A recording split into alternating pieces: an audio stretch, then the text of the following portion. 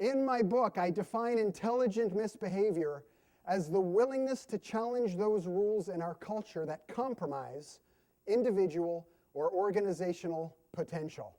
Now, when I talk about the necessity of rule breaking, I'm obviously not talking about cheating on your taxes, running red lights, or shoplifting.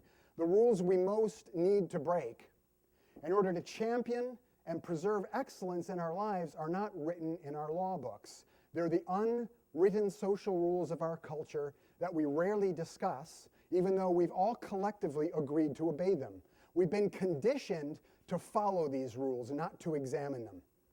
Now, having had some training as a magician, as well as a comedian and a circus performer, I'd like to share with you a secret I learned about how magicians fool us, and it works like this.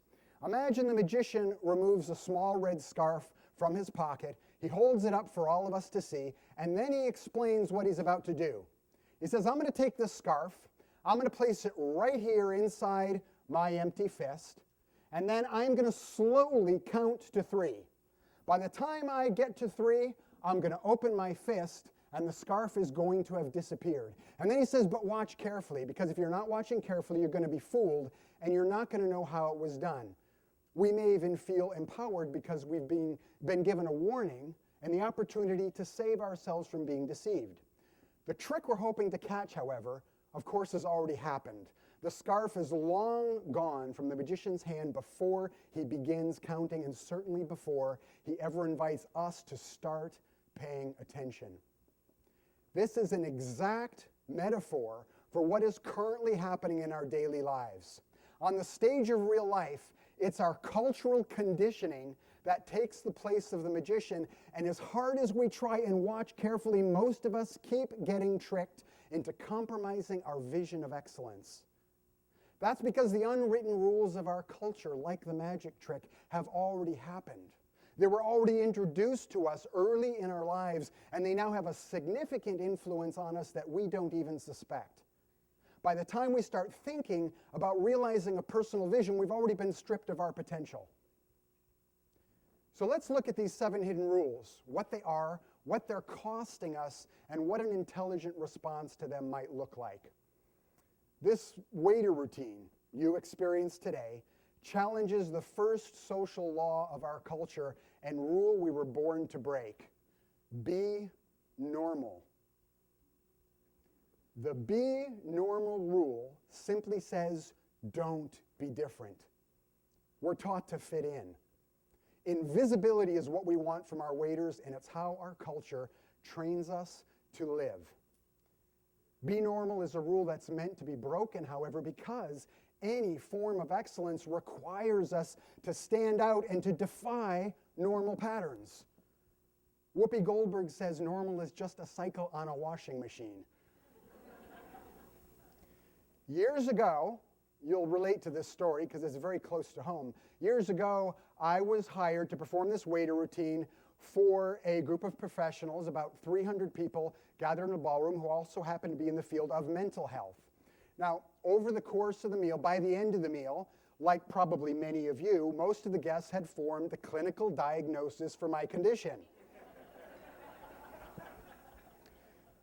My final blunder as this waiter character involves tripping and falling over a tray of metal plate warmer covers and making a big production of getting myself up off the floor and collecting everything I've scattered about.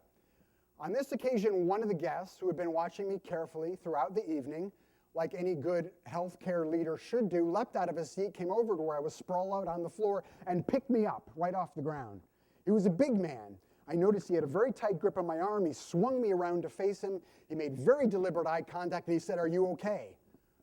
I said, "Yeah, I'm okay," quietly, because there were 400 people in the ballroom, which was entirely silent, just like this. They were all watching us, and I didn't want to give away the routine. He said, "Well, are you sure? That was a pretty bad fall. Maybe you want to come over and sit down for a minute." Now, he was obviously operating in, rightfully so, a professional capacity, and had already drawn some conclusions about my state. So I tried to counter this by looking at him with a very level expression, and I repeated, "Really, I'm okay." He didn't miss a beat. He said, "Well, you may feel okay, but I think maybe you and I ought to go for a little walk." I could see where this was headed. And since I didn't particularly want to be placed in a headlock, I decided just to drop character completely and level with the guy. I said, I'm an act. I've been hired by your association management to do a comedy show. I'm about to get on stage and start a juggling routine. You see where this is going. I didn't see where it was going at the time. I really just wanted to tell him the truth. Well, I waited for him to release his grip on my arm. Instead, he looked more deeply into my eyes, tightened his hold on me, and said, I understand, come with me. The director who hired me realized what was going on. She got up out of her chair. She came over to where we were standing, and she said to this fellow, excuse me, I hired this man. He's our entertainer. His hands slowly fell to his sides, and the poor guy just looked at me as though I had just told him he was adopted instead of the natural-born son of his parents. It was a look of complete and utter betrayal, even though the only disloyalty had been the breaking of the rule, be normal.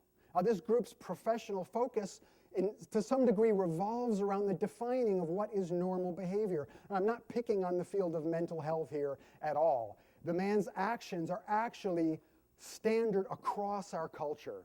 We generally try to eliminate differences in others and bring them into line when they're doing things their own way, as though something is wrong with them, even though excellence requires us to leave normal expectations behind.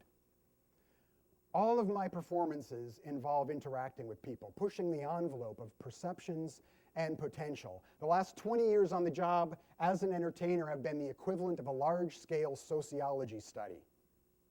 During this time, I've discovered these 7 hidden rules that are killing our potential. They're pervasive in our culture, yet no one is talking about them.